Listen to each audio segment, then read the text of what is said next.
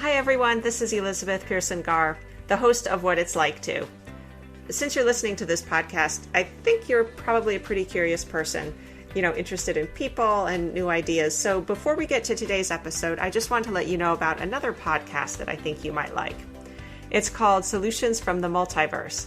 And the hosts, Adam Brous and Scott Malpin, talk with a guest in each episode about a new idea that just might solve some of the issues we're facing. Some of the ideas they've tackled in their episodes are like, would $1 million voting sweepstakes change how people vote? Or can protected bike lanes cure a bunch of social problems? These guys have a lot of questions and a lot of interesting ideas, so check out Solutions from the Multiverse, wherever you get your podcasts. We've all been taught time heals all wounds. I have the proof that when it comes to betrayal, that's not true. You cannot count on time. You can't even count on a new relationship to heal your betrayal. It will follow you around like a shadow until you deliberately and intentionally move through it. Hello, and welcome to What It's Like To, the podcast that lets you walk in someone else's shoes and live vicariously through their unique experiences. I'm your host, Elizabeth Pearson Garr, and each episode I'll be asking a new interviewee all the what, why, when, and wheres of how they do what they do. About 2 weeks into my freshman year of high school, I found a note in my locker. It was from the girl who had been my absolute best friend for the past 2 years. It basically read, "Dear Elizabeth, I've decided not to be friends with you anymore. I am going to hang out with the fun girls. You can try to be friends with us too if you want." I hadn't seen any of this coming. I was shocked, I was hurt, I was mad, I was humiliated. I felt betrayed. My guest today, Dr. Debi Silber, experienced her own much more dramatic betrayal, coincidentally enough, while she was writing a PhD thesis about betrayal. She went on to create the Post-Betrayal Transformation Institute, which helps people heal from betrayal. Debi, welcome to the podcast. Thank you so much. And I felt that high school pain when you shared that story. I mean, it was a while ago, but I remember it very acutely. So I think these betrayals, whether they're smaller or very large, they do stick with us and they affect us. Absolutely. And really the way it works is the more we trust and the more we depend on someone, the deeper the betrayal. So for example, a child who's totally dependent on their parent and the parent does something awful, that's going to have a different impact than, let's say, your coworker taking credit for your idea, your best friend sharing your secret. Still betrayals, different level of cleanup left in the wake. Yeah, that makes sense. But it is based on that trust that you've shared and that you assume is there and will stay there. Can you go into a little bit of your story and how you initially even got interested in this topic and then it came into your own life? Yeah, you can imagine, you don't say, I think I want to study betrayal. No, you study because you have to. So I've been in business over 30 years, health, mindset, personal development. And then I had a really painful betrayal from my family. Thought I did everything I needed to do to heal from that. And then it happened again a few years later. This time it was my husband. That was the deal breaker.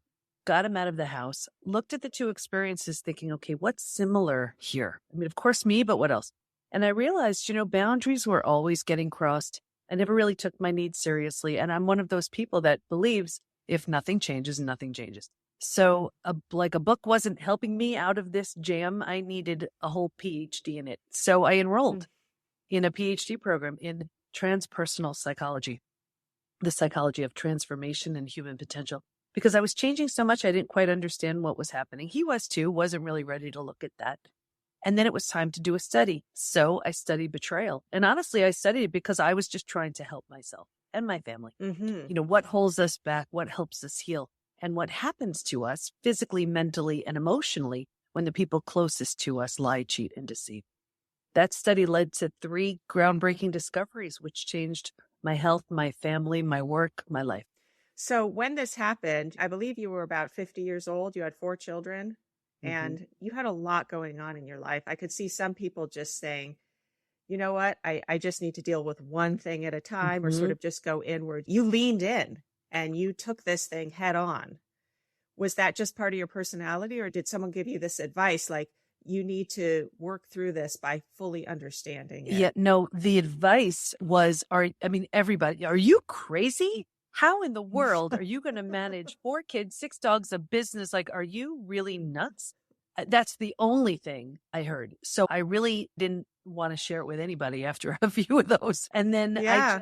I don't know, I felt so pulled. And I know when my intuition speaks, I better listen up. And it was like a calling. I don't know what it was, the pull to do this. And I didn't know how I was going to pay for it. I didn't know how I was going to manage the time. It was so strong. But I remember a point when I was well into the program and starting the study saying, I have no idea how I'm going to heal from this. But if I do, I'm taking everybody with me. Like, it was just a knowing. It was probably that feeling like, I've been through so much. If at least this can be worth something, that I can share it with other people. If my pain can be useful to others, it will have been at least a little bit worth it. Absolutely. Like, integrity is my highest value, and I'm highly sensitive. So something like betrayal, it doesn't get worse. And this is going to sound so weird, but it wasn't even enough to heal. Like, the injustice felt so great that the only way I can kind of move through to make peace with it was by helping millions of people. To me, it was like, okay, then that's trauma well served.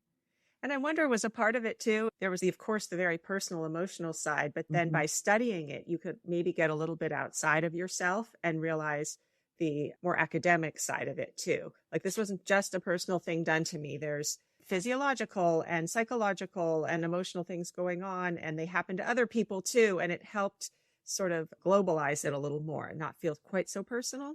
Well, it definitely felt personal, but Of course, but yeah, but I was implementing everything the study was proving worked, and I was excluding everything the study proved wasn't helpful. So I was really acting as my own case study as I was going through it. And then, it's so funny how the universe works. Like, all of a sudden you start attracting people to you, right, to bounce this stuff off of. And all of a sudden the clients who were showing up were all betrayed. But they were so heavily medicated, or they were really, it was like repeat betrayals. And that was just a lifelong experience for them. And they kept asking me, how are you doing this? And I was just sharing what I was learning and what I was implementing. And then when the discoveries happened, and specifically the third one, and I'll go through them if you want to hear about them. Yeah, I'd love that. I was like, how do you go learning stuff like that and keeping it to yourself? It just felt wrong. And I'm so private and personal, but it just felt like I clearly didn't stumble upon this just for my own self. Like, that would have felt way too selfish. So you created this study as part of your PhD work, and then you came upon these revelations. Can you tell us some of what those are? So the first discovery was that I had a feeling betrayal was a very different type of trauma. I had been through death of a loved one. I'd been through disease, and I was like, betrayal feels different for me. I didn't want to assume it was the same for everybody in my study. So I asked them, if you've been through other traumas, does betrayal feel different for you? Unanimously, they said, oh my gosh, it's so different. And here's why. Oh, Because it feels so intentional, we take it so personally. So the entire self gets shattered and has to be rebuilt. Rejection, abandonment, belonging, confidence, worthiness, trust, they're all destroyed. Think about it. If you lose someone you love, you grieve, you're sad, you mourn the loss, and life will never be the same. You don't necessarily question the whole relationship. You don't necessarily question your ability to trust. You don't question your sanity. With betrayal, you do.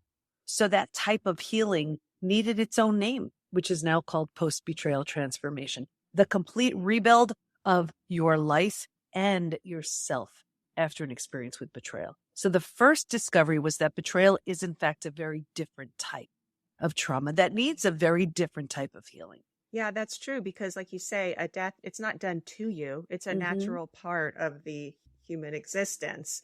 I know you have studied betrayers as well, and it's as much about them as it is about the person who they're betraying, I'm sure. So it's all about them. It's all about them. It's all about them. And a betrayal will show you who someone truly is. It also has the opportunity to wake them up to who they temporarily became. If that's the case, you really do have something to work with if you want to. You don't have to do anything. But if they've been caught or whatever, and they're just on to the next, you have nothing to work with there. So you need to heal yourself and move along. And just to close the loop on my story, rebuilding Yeah. is always a choice, whether you rebuild yourself and move on. That's what I had to do with my family. It wasn't an option to rebuild with them.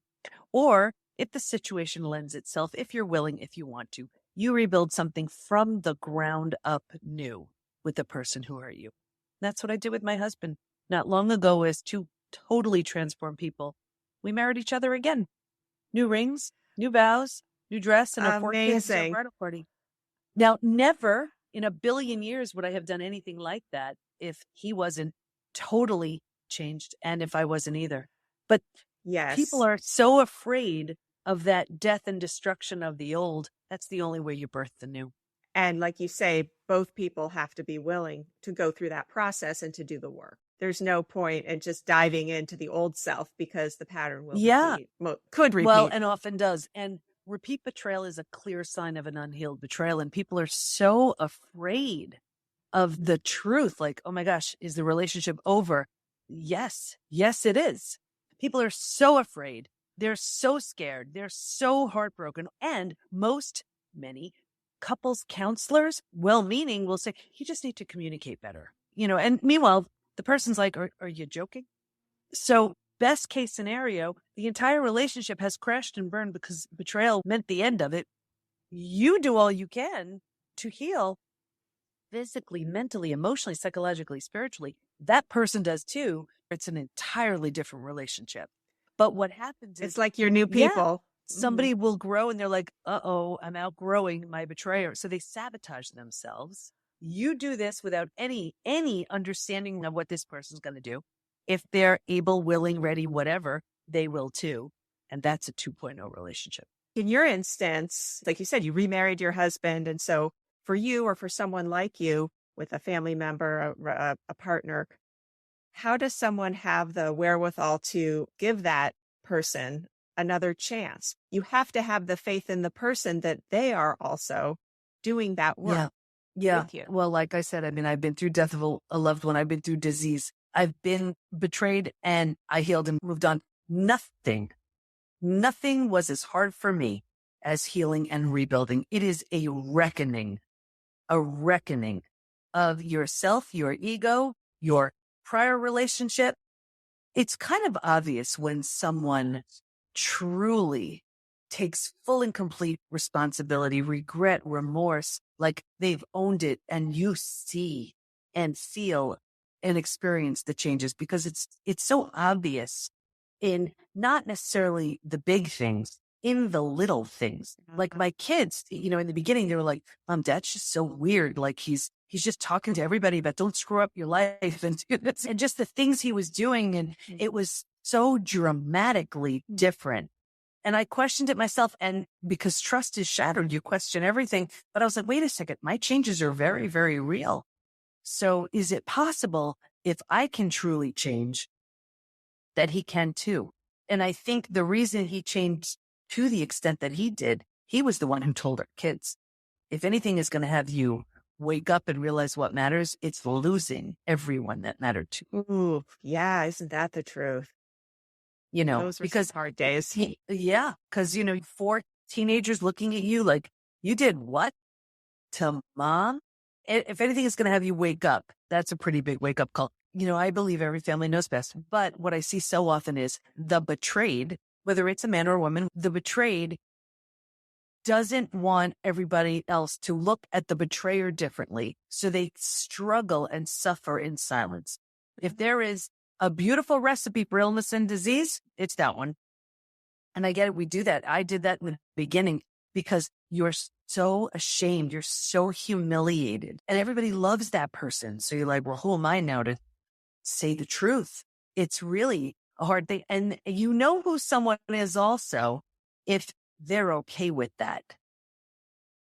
That's not someone who owns it. Yeah, they're letting you protect them or protect their reputation. It's enabling both of them. It really is. How are your kids doing now through this? They're adults, They're aren't great. Yeah, they are. And, it's like we're making up for so much lost time.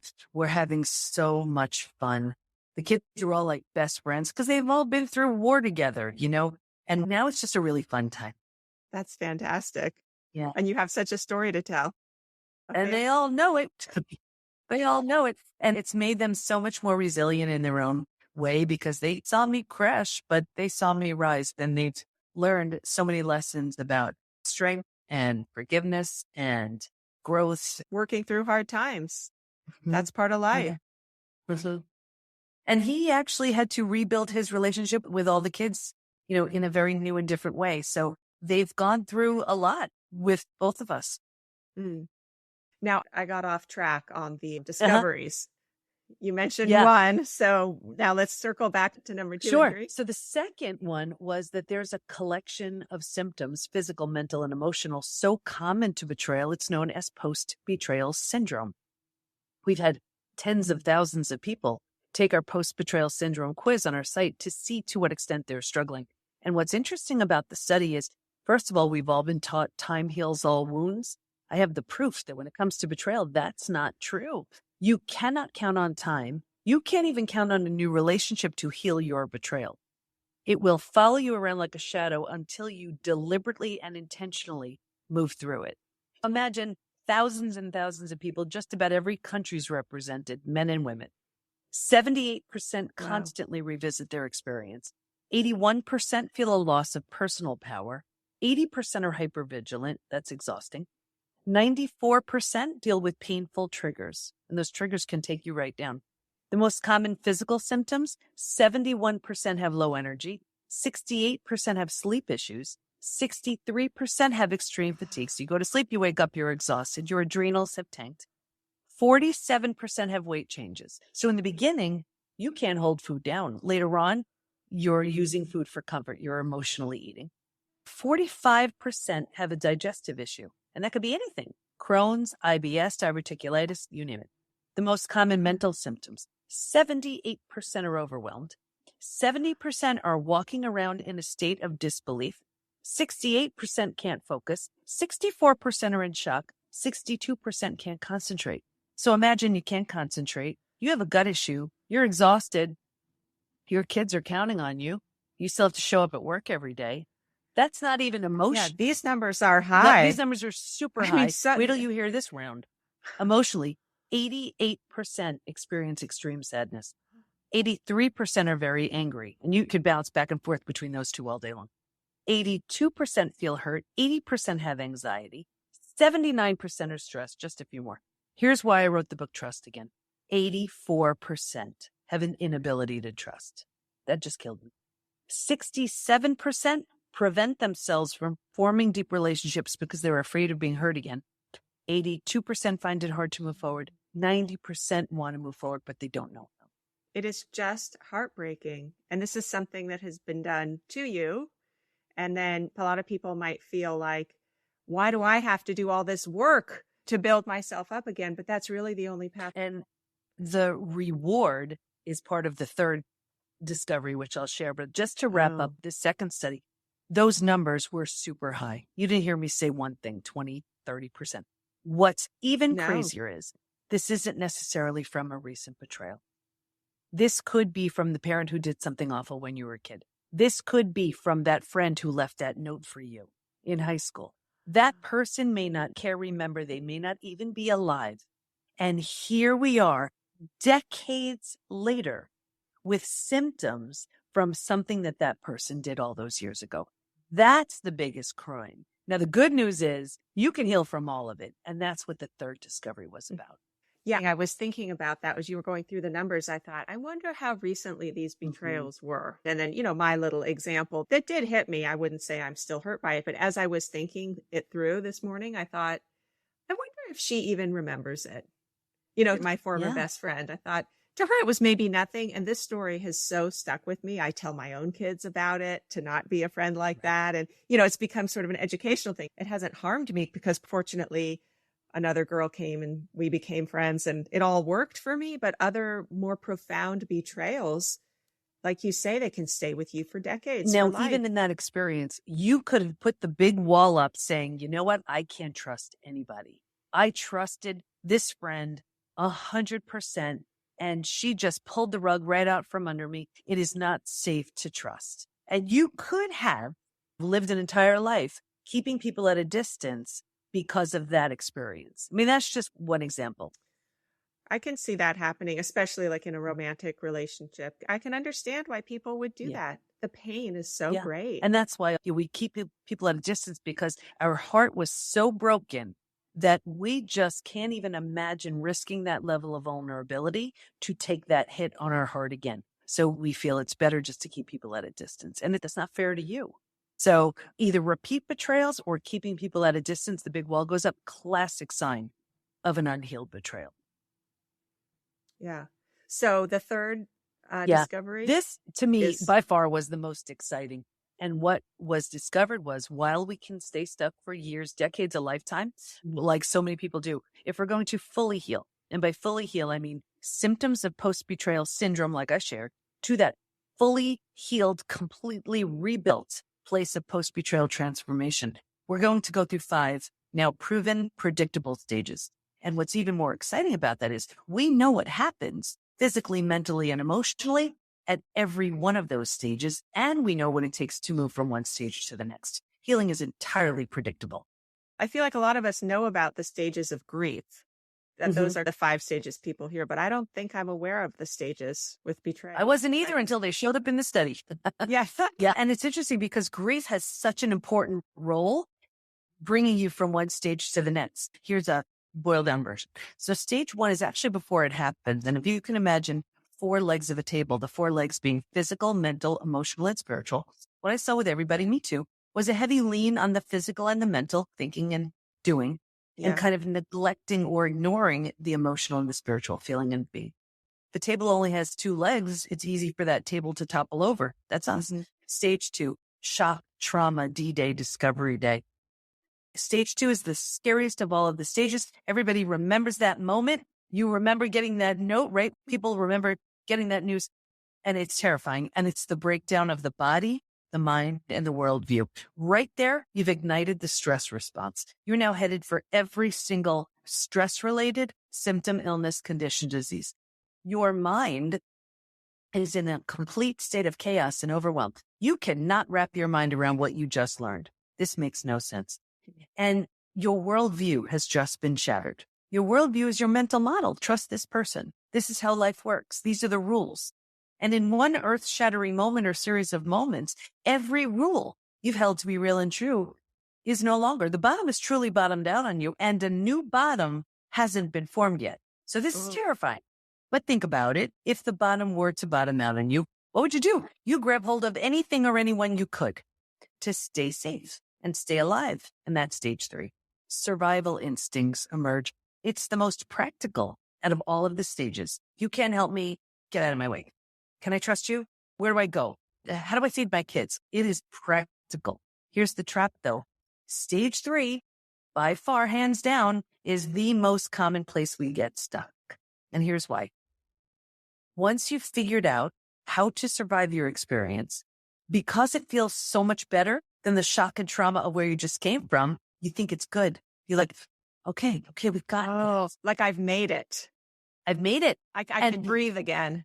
Yes, exactly. And because we don't know there's anywhere else to go, we don't know there's a stage 4 or stage 5. Transformation doesn't even begin until stage 4. But because we don't know there's anywhere else to go, we plant roots here, we park here. We're not supposed to, but we don't know that.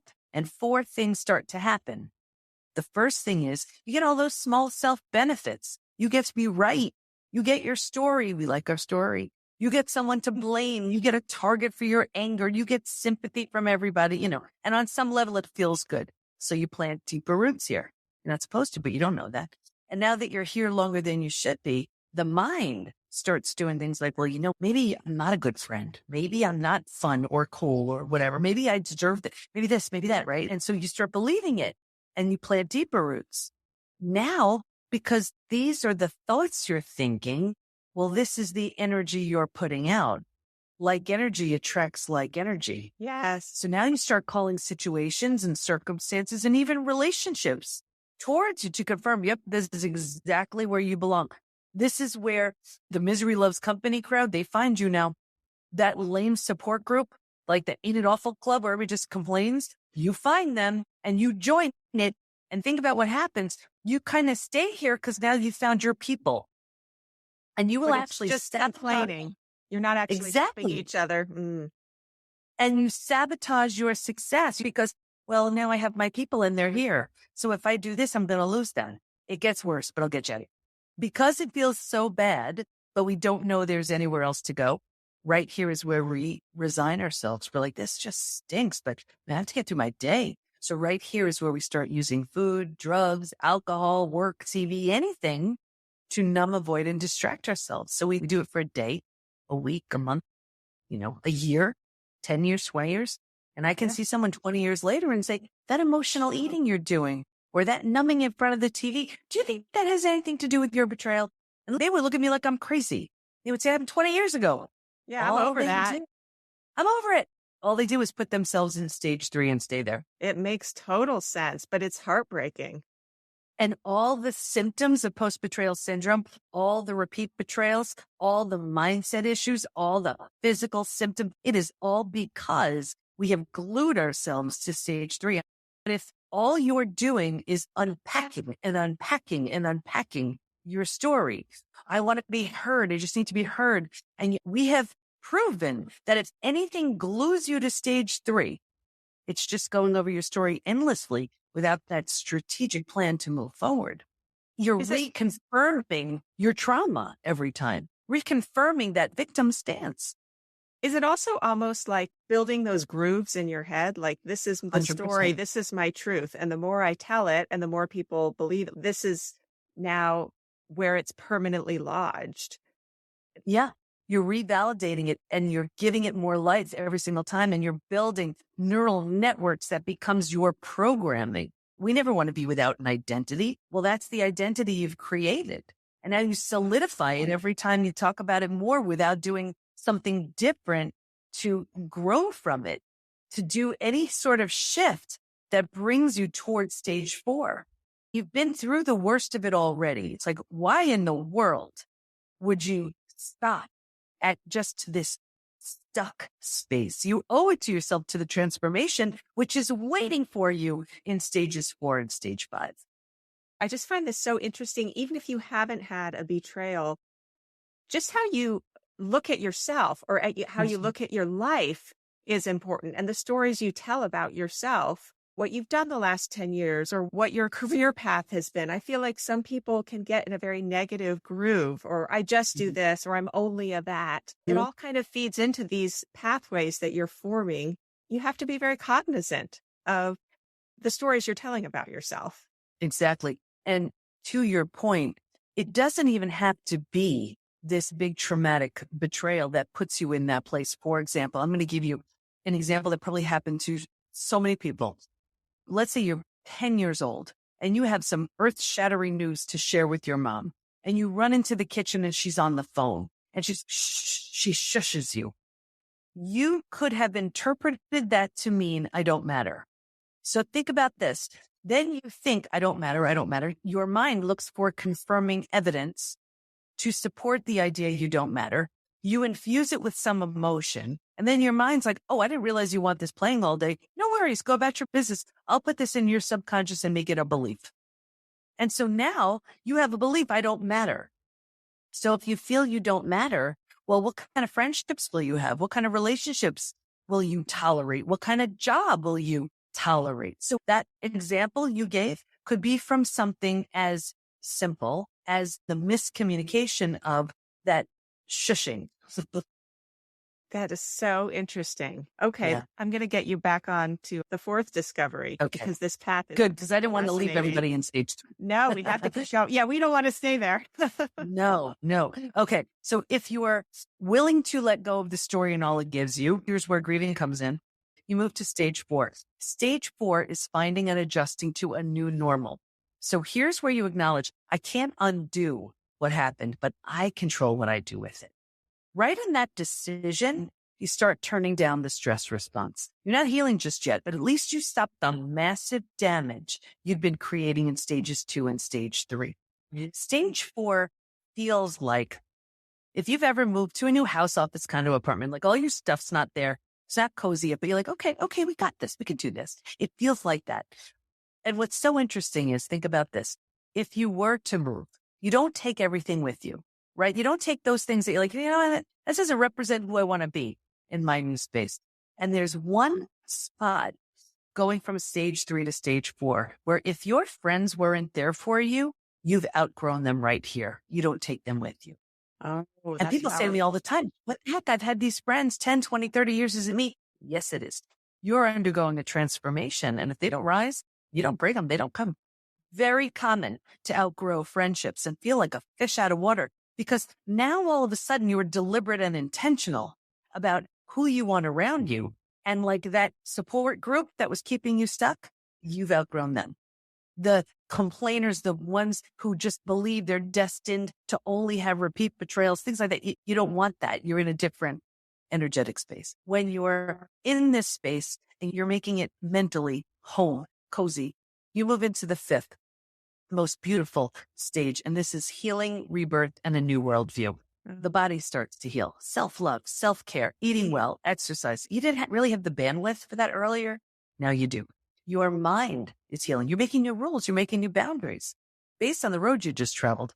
And you have a new worldview based on everything you see so clearly now. And the 4 legs of the table in the beginning, it was all about the physical and the mental.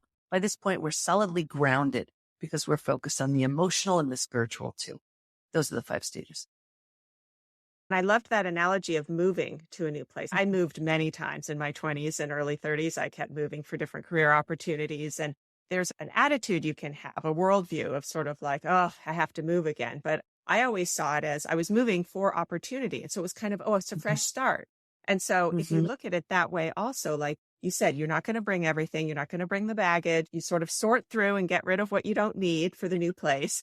And you look and think, what am I going to create here? Again, we can all do that at any place we are in our lives, even if we're not healing from a betrayal. It's a wonderful viewpoint to have of like, let's just move forward and get rid of the things we don't need. Exactly. And that's why it is so common for us to see in stage 4, stage 5, that's where new levels of health, we'll see it every single day. New relationships with someone new or with the person who are you at a very different level. New businesses. If I tell you how many new businesses are birthed in stage 4 and stage 5, it's because you don't have access to all of that when you're just stuck in your trauma. When you move through and you're like, I could do that. What else is available to me? And I'm stronger than I think. I'm more confident. I'm more this, more that. I always wanted to do this and that. You're moving through. I mean, you truly are transforming. And there are so many levels and layers of us that we never have access to when we're just swarming around stage 3. Also, going back to when you were giving all those figures, those really sad percentages of where people were initially, so much of that probably clears up. And so physically and mentally and emotionally, you're so much more available by the time you get to 4 and especially stage 5. You're getting better rest. You're eating better. Your whole body is functioning better and your mind. And so you literally have energy and time to do more. I mean, when you're depressed and feeling terrible, you really can't function very well. Exactly. And it's so interesting too. Even when you're in stage 2 and stage 3, you have such accelerated aging. So many people say, oh my gosh, I look 10 years older. And then what's so interesting is as they heal, it reverses. And they Benjamin Button.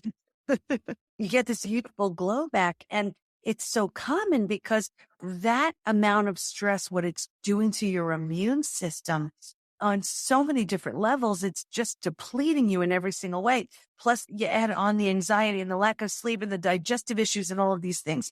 And then when people move through the stages, the profound level of healing shifts that have happened, it's incredible. And I will tell you, it just reminded me of this. There were 3 groups in the study who did not heal. One was the group where they ran to the doctor who put them on a mood stabilizer or anti-anxiety medication. They were numbing. It may have made the day a bit easier to get through, not without a price. They didn't heal because they didn't really face it head on.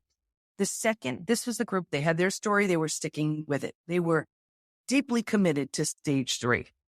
They stayed. They didn't heal. The third group, this was the group where the betrayer had very little consequences. So whether it was out of financial fear, not wanting to break up with family, religious reasons was a big one. Fear of the unknown. They just tried to turn the other cheek, tried to put it beside them, tried to just not see it, feel it, hear it. I saw two things with this group: a further deterioration of the relationship, and this group by far was the most physically sick. So you're saying in that third instance, they stayed with the betrayer? Maybe? They stayed with the betrayer for religious reasons, financial reasons, whatever. They were so much more physically sick than the others. Your broken heart can't handle that. Yeah. Easy now, hard later. Hard now, easy later. Take your pick. It's going to be one of those two. And even though the betrayal is so painful, to neglect your own heart and your own feelings and deny yourself the truth and what a relationship could look like, maybe if it all does crash and burn and get rebuilt, it's easier to just not look, not deal, as opposed to hard now. That's it. That's the deal breaker, hard now. Easy later. You move through stage 5. You've created an entirely new version of you. You've collectively built a new relationship. Easy later. Up to you. You have to have a lot of faith in yourself, probably, that you can get through these stages, that you will get through them. Because I can see someone being so broken naturally from the betrayal, brokenhearted and just dejected, to not have the strength to feel, how am I going to get through this day to that next thing? And then to feel, do I really have it in me to keep going? And so it's nice that you have these steps laid out and the examples of so many people that have gone through, for people who are maybe in it, who have just been betrayed or are kind of in stage 2. Like, don't give up. There is light at the end of the tunnel. And if anything moves you through the stages, it's that wind of others who are doing it, others who are rooting you on. And you feel, okay, I'm not alone. I'm not crazy. I'm in a club I never wanted to be in, but everybody has the intention to move. It's very difficult to do on your own. Support is so helpful. The right type of support. The wrong type of support does way more harm than good. So is the most severe feeling of betrayal from a romantic relationship? Originally in the study, I was studying the betrayals of a family member, partner, or friend. And I actually had to drop the friend part, because as angry as a friend can get, you could be infuriated, you could be so mad, you could be so hurt. They don't break you like the family members or the partners. Those are the two big ones. So what would you recommend to somebody who's just newly hurt? How long can someone sort of wallow and feel terrible? What should they do to kind of start moving forward? And you can wallow forever. That's what many people do. You can move through all the stages in 6 months. The timeline is really based on your willingness. Some people think, it's got to take 10, 20, 30 years. No, it doesn't. No, it doesn't. There's a roadmap. There's a shortcut. So if you want it, it's just the willingness to move through the stages. Some stages may take a bit longer, and that's totally okay. The way it works with the stages is you outgrow one as you move into the next. It's just sort of natural because you are moving forward. You've progressed. Exactly. And I don't want to make it seem like it's graceful and pretty, because it's not. It's not just like gentle, beautiful movement, but you're moving forward for sure. Yeah. I know how painful it is. Oh my gosh. I look at it as one of the most painful of the human experiences, because this was the person you trusted 100%. But I also know how good it feels in stage 5. And I also see so many success stories. If you're just willing to move through the stages, you owe it to yourself to have that level of health and confidence and happiness and trust that you deserve. So it's waiting for you in stage 5. Well, thank you so much, Debi. I've learned so much from you, and I think it will really help a lot of people to understand these stages. And thank you for sharing everything you've been through, too. Thank you so much. I'd like to thank Debi Silber for taking what she learned from her personal experiences and helping others. Here are some takeaways from our conversation. Number 1, if you've been through something really painful, sharing how you healed may feel like trauma well served. 2, unhealed betrayals can keep paying unwanted dividends for years on end. 3. Be aware of the stories you're telling yourself about who you are. They're powerful and formative. 4. Have faith in yourself that transformation is possible, even though the path isn't always graceful and pretty. And finally, number 5. Don't let someone else permanently steal your belief in the goodness in other people. If you'd like to learn more about Dr. Debi Silber and the Post-Betrayal Transformation Institute, just go to our website, whatitslike2.net, or check out the show notes for this episode. We also have links to all of our past episodes there. If you like listening to interviews with people who have overcome personal hardships, check out episode 52, when Gregory Nottage shared about being imprisoned for a murder he didn't commit, and episode 53, when Dr. Joyce Michael Flynn talked about surviving a death event. If you're enjoying this podcast, please subscribe and tell a few friends about it too.